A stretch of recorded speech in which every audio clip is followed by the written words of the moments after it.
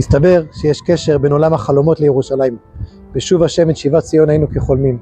שיבת ציון וחלומות קשורים זה בזה. מה מקשר בין חלומות לבין ירושלים? חוץ מהעובדה שזו עיר ממש חלומית מכל בחינה.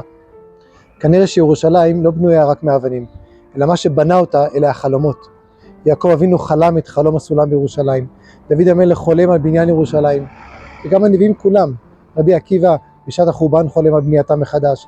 וגם הסבים והסבתות שלי ושלכם חלמו על ירושלים מדי יום ביומו, כמה פעמים ביום, לאורך אלפי שנים, בכל תפילה, בכל ברכת המזון. והנה אנחנו כאן מצלמים סרטון בירושלים. מבזקס מחדד את הנקודה הזו, והרי לפניכם יום ירושלים שמח. Friends, one of my favorite stories I heard from the late Wiesel, Zichro Livracha. He said, did you know that there was a time when Theodor Herzl and Sigmund Freud lived together in the same street in Vienna? He said, luckily, they never met. He said, can you imagine what would have happened had they met? Theodor Herzl would have said, I have this dream of a Jewish state. Sigmund Freud would have said, tell me, Herr Herzl, how long have you been having this dream? Lie down on my couch and I will psychoanalyze you. Theodor Herzl would have been psychoanalyzed, cured of his dreams, and today there would be no Medinat Yisrael. Friends, we are the people who were never cured of our dreams.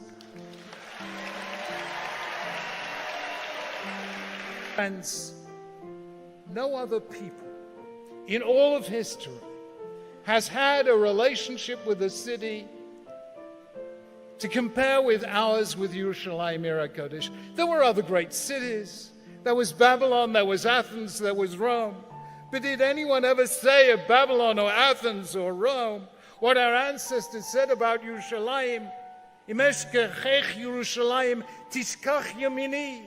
No people in all of history loved a city in the way that Jews loved and longed for Yerushalayim. Would never give up hope of Jerusalem.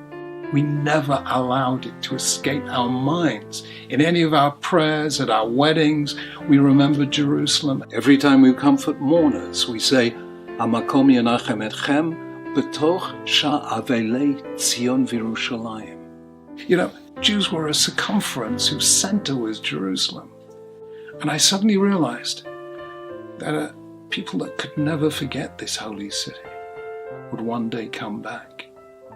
And as I stood there, soon after the Six-Day War, I suddenly realized that faith brought back Jews to Jerusalem and will one day rebuild its ruins.